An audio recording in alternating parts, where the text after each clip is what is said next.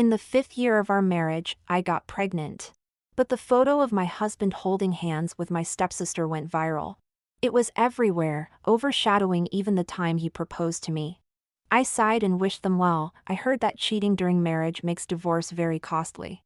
But my husband didn't mind. He preferred to leave with nothing and marry his true love.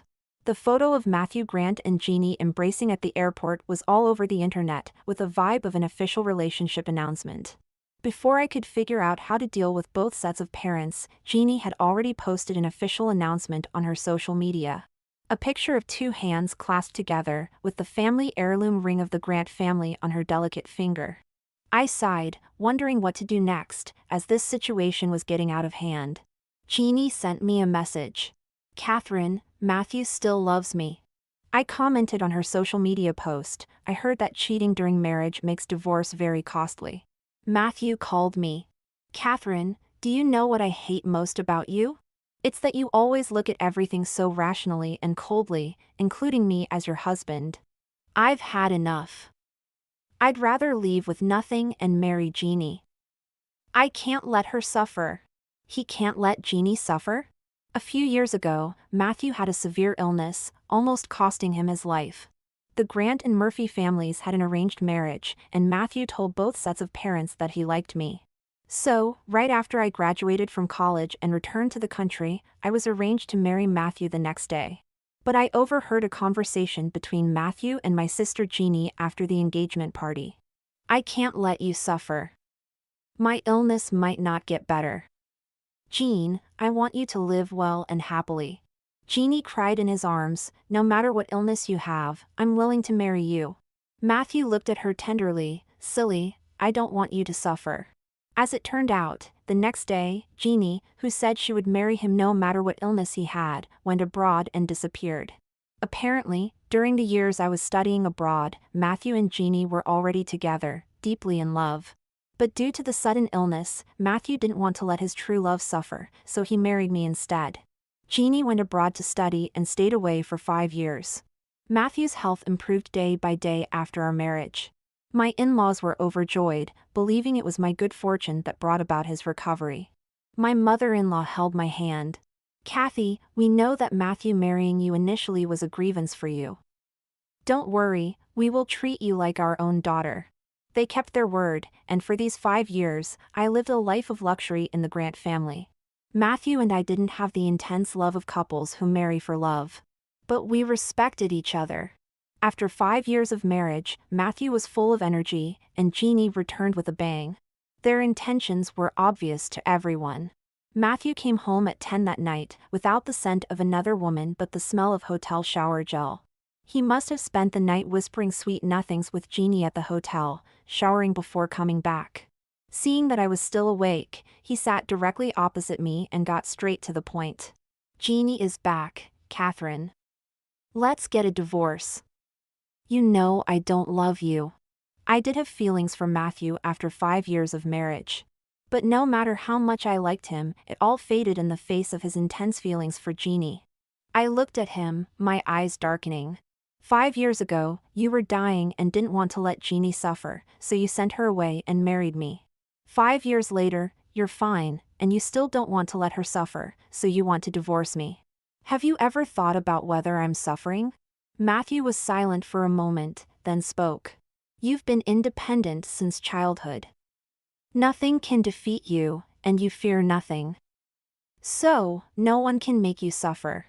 I took a breath and asked him, "What about our parents? We are people, not puppets. Our divorce has nothing to do with them." How adorably naive he was. What made him think he could marry me when he wanted and divorce me when he wanted? I looked out the window at the garden filled with wisteria, my favorite flower. In the first 2 years of our marriage, when Matthew's health hadn't fully recovered, he did slow rehabilitation exercises in the garden. He asked me what my favorite flower was, and I casually mentioned wisteria. He planted a whole patch along the wall. When they bloomed, they looked like a purple mist, romantically unreal.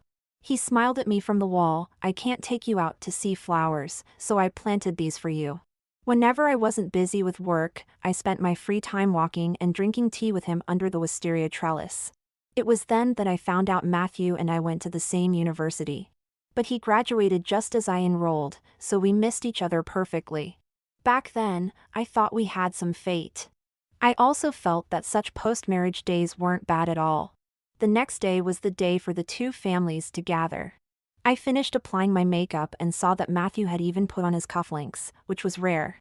I smiled. It seemed that an important guest was coming. Sure enough, Jeannie came with parents.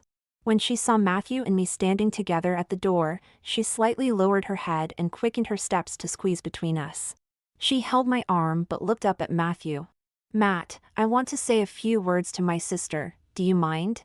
Dad scolded her, "He's your brother-in-law, don't be disrespectful." Moo's stepmother interrupted Dad, "All right, they have a good relationship as sisters, don't interfere with the children's matters." Matthew looked at Jeannie dotingly. "This is your home, do as you please." "Really? Then I want to stay at my sister's place for a few more days." Matthew nodded, "You're very welcome." I smiled faintly. Was she planning to move in? The dinner was personally arranged by Matthew, and as the dishes were served, my fingers slowly curled up. Every dish on the table was one of Jeannie's favorites. Sweet and sour pork ribs, steamed fish, shrimp. Even the most troublesome crabs were served with the meat already picked out and placed in a flower-shaped dish. Mother-in-law frowned, "Why isn't there a single dish that Kathy likes?" What was the kitchen thinking? The chef wiped his sweat on the side, and Matthew smiled lightly. "Catherine isn't picky with food. Jean just returned from abroad, and I thought she would want to eat home-cooked dishes, so I made more of her favorites." Mother-in-law looked at him with a displeased expression. "You know Jeannie's tastes well, but how come you don't know your own wife's preferences?" "Kathy is allergic to seafood." Matthew realized he had gone too far and quickly tried to cover it up. "I'll ask the kitchen to make a few more dishes that Catherine likes." I shook my head, "No need, I don't have much of an appetite." Matthew stared at me coldly. "You're her sister. Your sister comes over, and you don't want to make a few more dishes she likes?" Father-in-law's face also darkened. Not wanting to waste time on this matter, I quickly mediated. "It's okay, I've been drinking bird's nest soup recently and don't feel like eating much." During the meal, everyone was chatting and laughing. Every time Jeannie finished a crab, Matthew would hand her another. Stepmother smiled and said, "Look at Jean and Matt, still sticking together like when they were kids." Jeannie leaned on Matthew's shoulder with a smile, her eyes curved into crescents. "Matt said he'll take me sea fishing next time." Matthew smiled indulgently, "There's plenty of time. Wherever you want to go, I'll take you." Another wave of fishy smell wafted over, and I couldn't hold back anymore. I covered my mouth and rushed to the bathroom. The family was alarmed, and mother-in-law anxiously called out, "Get Dr. Gray here." I stopped her. "Mom, no need. This is a normal reaction. I'm 2 months pregnant." Father-in-law and mother-in-law were overjoyed, and Dad looked at my face, worried about my health. Matthew's eyes were filled with disappointment and anger, while Jeannie's face turned pale, tears welling up in her eyes. "Hurry! Remove all these dishes and bring some nutritious soup. No more seafood in the house from now on. The sofa needs to be replaced with a soft one tomorrow, and the cushions need to be soft too." Jeannie bit her lip, struggling to maintain her expression. "Catherine, why did you keep this news a secret? People might think the child isn't Matt's and you're hiding it." Dad scolded her harshly, "What nonsense are you talking about?" Matthew's eyes were cold. "I just found out too. She always keeps things to herself and never shares anything." I smiled faintly. "I heard from the elders that within the first 3 months, the baby is very delicate and shouldn't be mentioned. Jeannie originally planned to stay, but because of my pregnancy, Dad took her home. Your sister needs rest. If you stay, you'll just disturb her. Go home and come back after 3 months." Jeannie reluctantly bit her lip and looked at Matthew. "Catherine, I'll come see you in a few days." As soon as they left, Matthew stared at me coldly. "Catherine, you did this on purpose, didn't you? You got pregnant knowing Jeannie was coming back? Why didn't you say you were pregnant before I mentioned divorce?"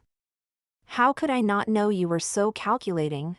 Whether you're really pregnant or faking it, I'm definitely getting this divorce.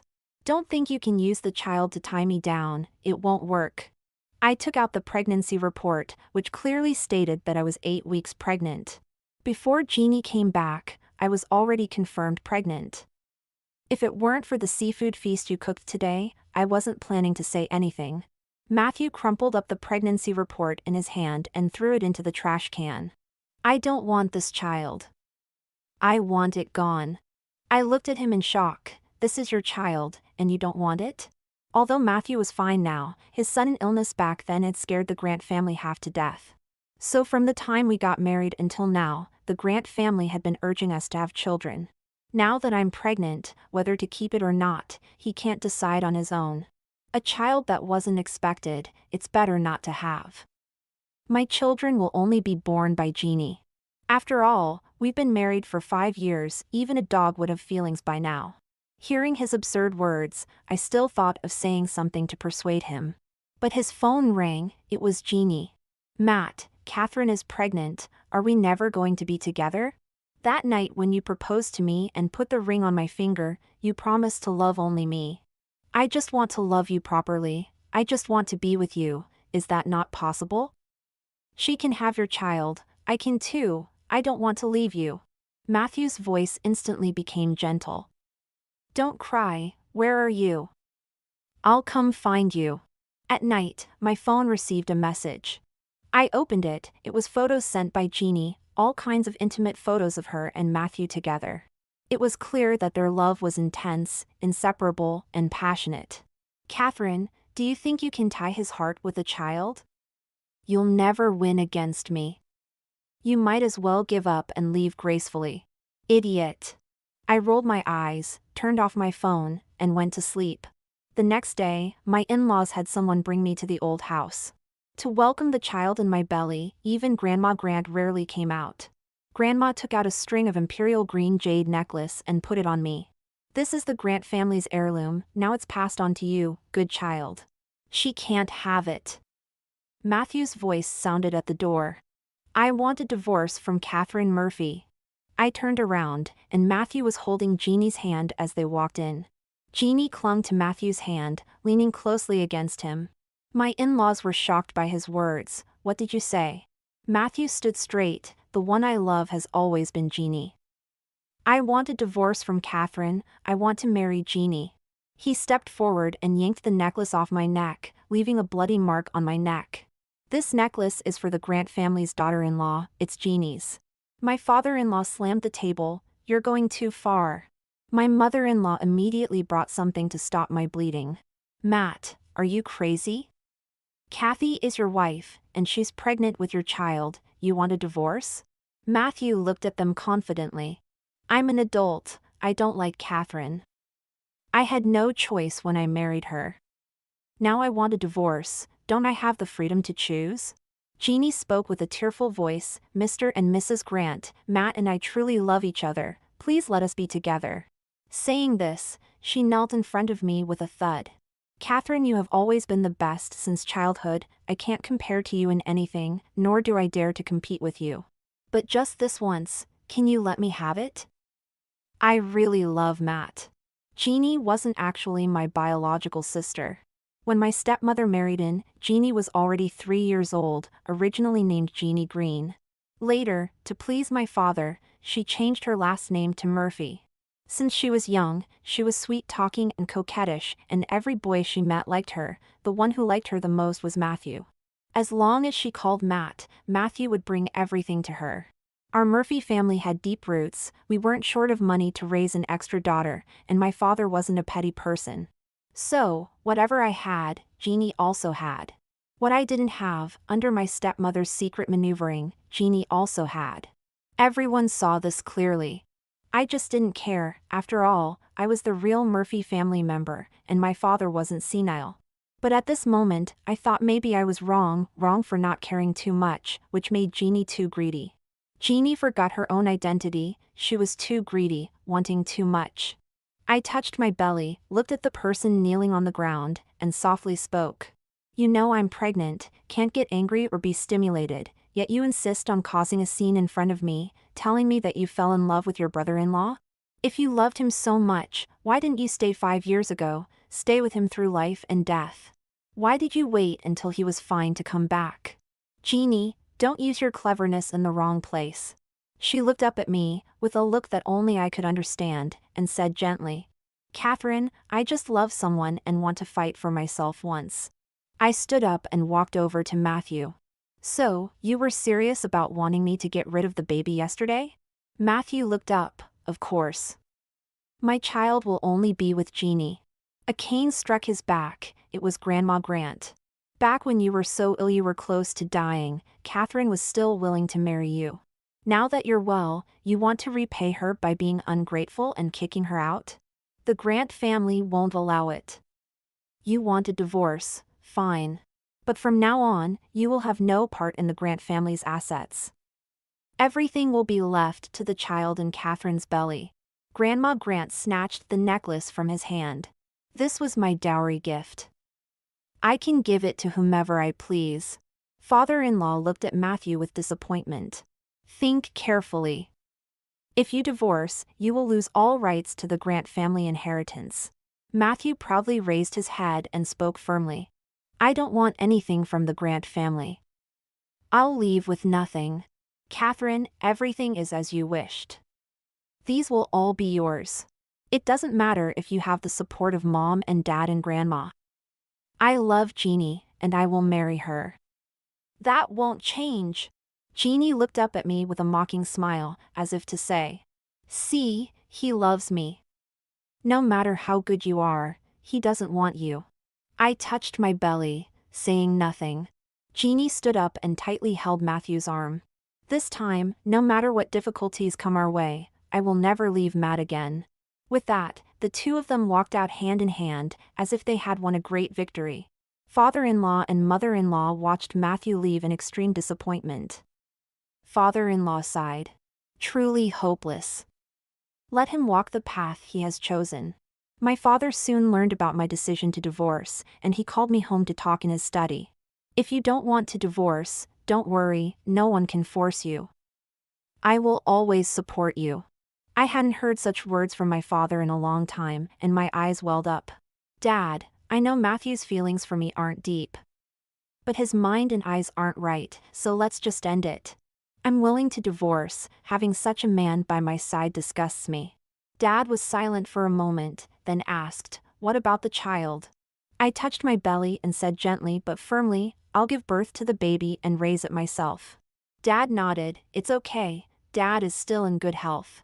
When the time comes, we'll raise the child to become the successor of the Murphy family. I looked at Dad in surprise, and he smiled at me. I've told you before, Porter Murphy has only one daughter, Catherine Murphy. The Murphy family will only be handed over to you.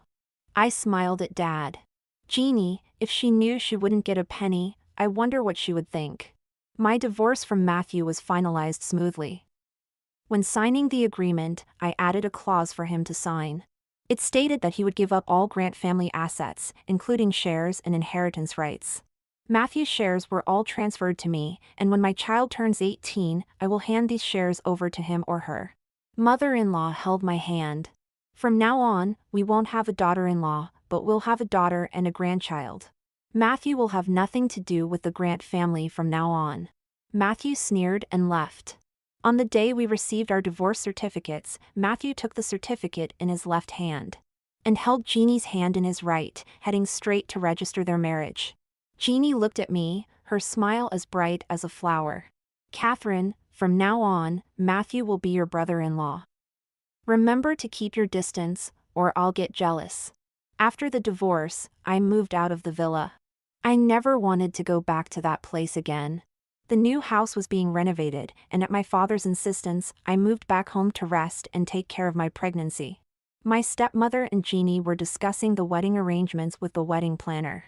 I like white roses, they must all be imported by air, and they should arrive 2 days before the wedding. The caviar has to be the best, and the banquet should be all seafood. I like it that way, money is not an issue. I want this wedding dress, with 999 diamonds on it, for everlasting happiness and good fortune. Seeing me come in, my stepmother smiled and said, "Catherine's back, lunch will be ready soon. Are you staying here tonight?" My father frowned from the side. "Catherine is starting to stay here from today." Jeannie covered her mouth dramatically. "Oh, Dad, I've picked out a lot of bride's dresses these past 2 days and there's no place to put them. So I had them placed in Sister's room. It's a mess in there. How about she stays in the guest room? It's a bit small, but since you're alone, you don't need a big space anyway." The villa fell silent immediately. She really forgot that her surname was actually Green, not Murphy. However, my stepmother reacted, "No, no, I'll have someone tidy it up right away. Jean, how could you pile your clothes in your sister's room? Even if your sister is generous, you can't be so inconsiderate. One playing the good cop, the other the bad cop, what a show." I smiled and spoke up. "No need, Jeannie has already turned the biggest room into the bridal chamber, saying she would move out from there on the wedding day. Since it's not the wedding day yet, I'll stay there for now. When my room is ready, I'll move back. Jeannie is so gentle and understanding, you surely wouldn't mind. After all, isn't it because Matthew likes you for being gentle, considerate, and understanding?" Jeannie's face turned red with anger, and tears started streaming down her face. "Catherine, I know you're angry about me marrying Matthew. But that room is where I'll be moving out from on my wedding day. It's not auspicious for you to stay there."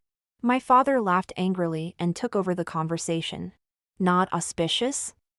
My daughter living in her own home, what's not auspicious about that? If you think it's not auspicious, you can stay in a hotel on your wedding day." The whole house fell silent, my stepmother's face turned ugly, and Jeannie's tears flowed even more. I held my waist. "Bobby, where's my room? I need a nap." The door wasn't closed, and I could hear my stepmother crying outside. "Porter, you're too biased. Both are your daughters, how can you do this?" My father's voice came through. I'm too biased towards Jeannie. Stealing her sister's husband, such a disgrace. If Jeannie were my biological daughter, I would have slapped her already. I won't attend this wedding, I can't slap my own biological daughter. I've decided, Jeannie's wedding won't be from the Murphy house, she can stay in a hotel. I, Porter Murphy, won't let others gossip that with a stepmother, Catherine gets a stepfather who bullies her. The stepmother screamed, "Why? I've been married to you for 20 years, why can't Jeannie move out from the Murphy house? Just because she stole Catherine's husband? Why didn't she marry Matthew when he was dying? What did you say back then? You said she wasn't my biological daughter, and the marriage between the Murphy and Grant families wasn't her turn. Now she's a Murphy daughter again?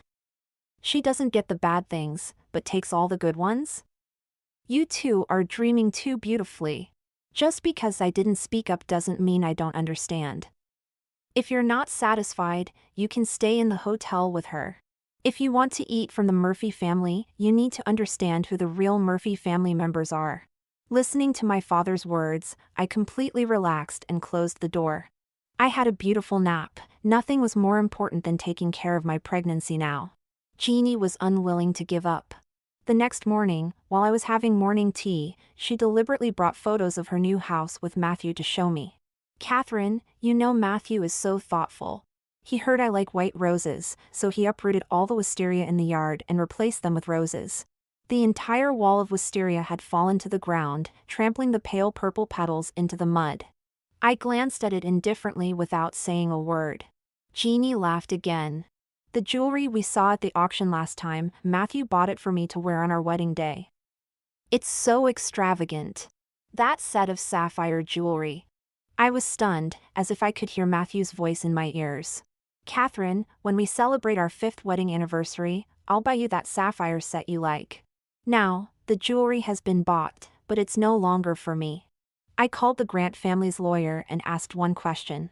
Didn't Matthew leave with nothing? How is he still living in the villa and using the card? The lawyer replied, "Ma'am, the legal team is still calculating the shares and hasn't had time to reclaim the villa. The card has been deactivated today."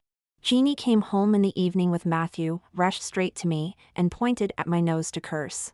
"You're so vicious. You're jealous that Matthew planted a garden full of flowers for me. And you actually asked the Grant family to reclaim the villa. On what grounds? As she spoke, she tried to push me, but the bodyguard behind me grabbed her hand, almost twisting it. I looked at the two of them and said, Matthew, you left with nothing. How can you still live in the Grant family's house, drive their car, and use their card? Matthew stared at me with an ugly expression. I'm the only son of the Grant family. Even if I said I left with nothing, what can they do to me? The Grant family will still rely on me in the future. You're overthinking it. The Grant family has nothing to do with you anymore. My father-in-law and mother-in-law appeared together at the door. They had arranged to come and see the child in my womb. I had just had an ultrasound today and sent them the photos. They were so happy that they came over immediately. My father-in-law looked disdainful. The bills from your wedding company and any future expenses should no longer be sent to the Grant Corporation. I've already instructed the finance department, no one will pay for you anymore. Fine. You want to kick me out, but don't come begging me to return in the future. Matthew and Jeannie were kicked out of the villa, their car was taken back, and their card was deactivated. They relied on Jeannie's stepmother, who used her own private money to buy a house for them as a wedding home. But compared to the villa they were used to, it was like a sparrow's nest. At Matthew and Jeannie's wedding, many people attended. But the business people are all shrewd. When they noticed that no one from the Grant family came and only Jeannie's mother from the Murphy family was present, not even my father, they roughly understood what was going on. Many people greeted the newlyweds and then left, leaving only the younger generation to attend the wedding. The scene became a bit cold. But fortunately, they were all young people who could still entertain themselves. These rich second-generation people didn't care who married whom, as long as there was good food and drink. But some keen-eyed ones whispered, "Why didn't Matthew's parents come? Don't you know he had a fallout with his family? Left with nothing. Left with nothing? For this Jeannie? This stepdaughter of the Murphy family has some tricks up her sleeve. Just a mistress rising to the top, tisk."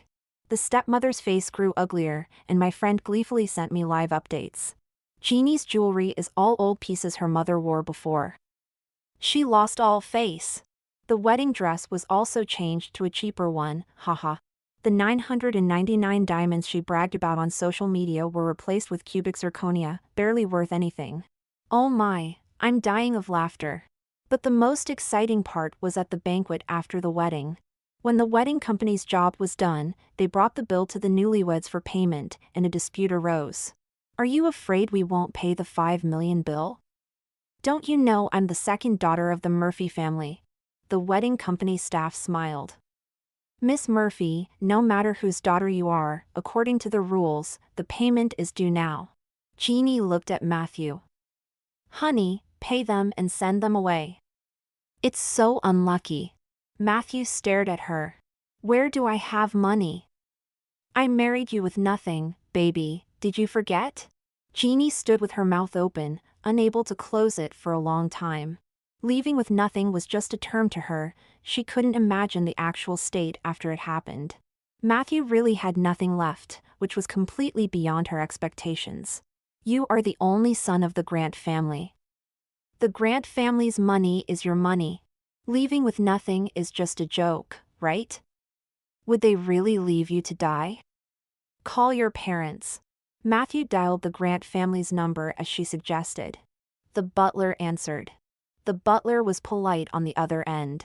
Young Master, Mr. and Mrs. Grant have said that no one in the Grant family can help you relay messages or pay money for you. Mr. and Mrs. Grant are out shopping for baby supplies and setting up the nursery, they are not at home. The faces of the wedding company staff started to look bad. No way, you're not going to renege on the bill, are you? Hey, tell the hotel not to serve the dishes yet. What if they don't pay? Let's cancel the banquet first and get back as much money as we can. It wasn't just about whether the hotel would serve the dishes. The hotel manager had already heard the commotion and was worried that Matthew and Jeannie wouldn't be able to pay the final balance for the banquet. Before the dishes were served, they brought the bill directly. Mr. Grant, sorry for the inconvenience, but could you please settle the bill first, and then we'll serve the dishes immediately. Matthew's face turned pale, and Jeannie's eyes filled with tears. The hotel manager and the wedding company manager surrounded the newlyweds, asking for payment. The guests waiting for the banquet started to discuss among themselves. Matthew pulled a familiar friend aside. "Dawson, could you help me out and pay these bills first? I'll pay you back later." That rich second-generation friend, who was also a regular at eating, drinking, and having fun, took out his phone immediately. "Sure." But when he saw the bill, he put his phone back in his pocket. "Matthew, a few tens of thousands is doable, but this is a few million.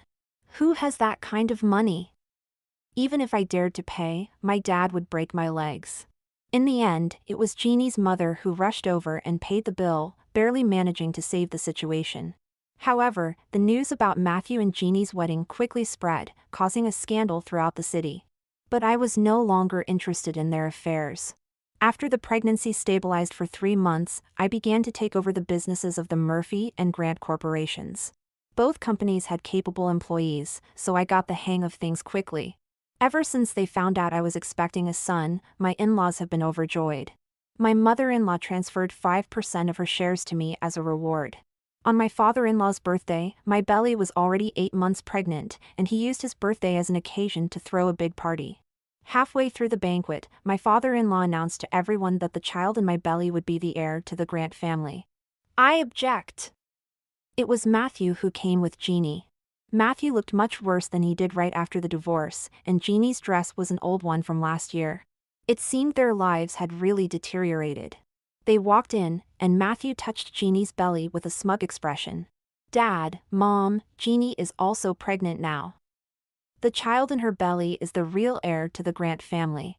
My father-in-law looked at him coldly. "Matthew, when you divorced, I said that as long as you divorced, the inheritance of the Grant family would have nothing to do with you. And you also signed an agreement to give up the inheritance." Matthew was indifferent. "That was a temporary measure. Now Jeannie is pregnant with your grandchild. Are you going to hand the Grant family over to an outsider and not give it to your own grandson?" My mother-in-law stared at them both and then turned her head away. "The Grant family already has a grandchild. Only the child in Catherine's belly is recognized by us. Any other random cat or dog should stay away." Jeannie touched her belly and looked at me timidly. "Catherine, the children in our bellies are half-siblings. This is a close family relationship. Can you persuade Mom and Dad to accept Matthew again? After all, he is the father of the children." I remained silent. She took a step closer, with a smile on her face but whispering softly. "Catherine, there's an old saying that pregnant women who give birth early have a 50-50 chance of survival. Do you think the child in your belly will survive?" After saying that, she pretended to trip on her dress and fall backward, grabbing my hand tightly. Her words made me wary, but I never expected that she would be so ruthless as to not even care about herself to harm me. As a result, I was still pulled down by her. She rolled down the stairs, and because I stepped aside, I only slid down 2 steps. I was drenched in cold sweat, tightly protecting my stomach. When landing, I tried to turn my body over so that my butt hit the ground first. I held my stomach, enduring the pain. "Save my baby." Guests downstairs screamed, "Jeannie is bleeding." I had a threatened miscarriage, and the baby was born prematurely. As soon as we arrived at the hospital, I was rushed into the operating room. The baby was delivered by C-section and placed in an incubator. When I was wheeled out of the operating room, it was already dawn. My father and my in-laws had been waiting at the door. My father looked at me with tears in his eyes. "Sweetie, it's okay now. The baby is fine. Take good care of yourself and don't think about anything else. Daddy will handle everything." My mother-in-law added, "Yes, don't worry, we are here for you." Jeannie had a miscarriage. Before she was discharged from the hospital, my father had all her belongings thrown out of the Murphy house. He told my stepmother, "If you acknowledge her as your daughter, we will divorce, and you can leave with her. If you sever ties with her, you can continue to stay as Mrs. Murphy." My stepmother cried, "But Jeannie is also the daughter you've watched grow up. She almost killed my daughter. It's already merciful that I didn't send her to prison. If you can't bear to part with her, feel free to leave with her." I can sign the divorce papers anytime. The palm is one's own wealth, the back of the hand is the daughter. My stepmother chose her own wealth without hesitation. Who could be more important than herself? When Jeannie was discharged from the hospital, she found that her family had already kicked her out. She stood outside the Murphy house, shouting, "Dad, Mom, I'm your daughter." My father stood inside the door, looking at her. "When your mother married into the Murphy family, I pitied you for being young and treated you like my own daughter. But you were ungrateful and greedy, even trying to take Catherine's things. Have you forgotten that your name is Jeannie Green, not Jeannie Murphy? My daughter is only Catherine. Now, the Murphy family does not welcome you. You don't need to come back anymore." After driving Jeannie away, my father set a limit on my stepmother's credit card. Any usage over the limit would be known to him, to prevent her from secretly giving money to them. Jeannie returned to the small home she shared with Matthew, only to find him lying at home, drunk. The floor was littered with wine bottles, and the room reeked of wine. She broke down. "Matthew, you are a man who needs to support the family. Now you live off me every day. Are you a freeloader?" Matthew, half drunk, pointed at her with a wine bottle. "Who am I doing this for?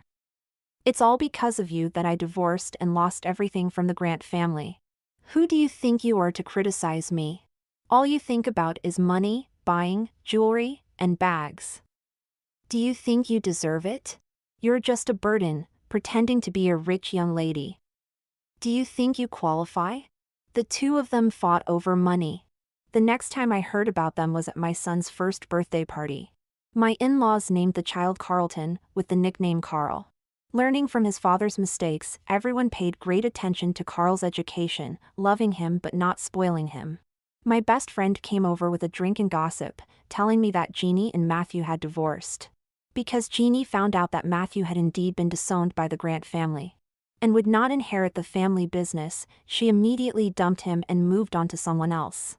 She went alone to Los Angeles, but for some reason, the men who took an interest in her were all older wealthy businessmen. And they all left after a while, unwilling to marry her. Gradually, her reputation deteriorated. I heard that she is now getting more and more down and out, looking like she's in her 40s even though she's in her 20s. As for Matthew, he went back to the Grant family several times to repent, but no one paid attention to him. After all, my in-laws had a new focus, which was Carl. They found that grooming Carl as the next heir was more useful and fulfilling than grooming their son. Matthew left, and no one cared where he went. A useless rich man, apart from being arrogant, had nothing to show for. I had officially taken control of both the Grant and Murphy companies, becoming a renowned businesswoman in J City. In my spare time, I would hold Carl in the CEO's office at the top floor of Grant Corporation, pointing to the world outside and telling him, "Carl, this will all be yours in the future." Carl would giggle and throw himself into my arms.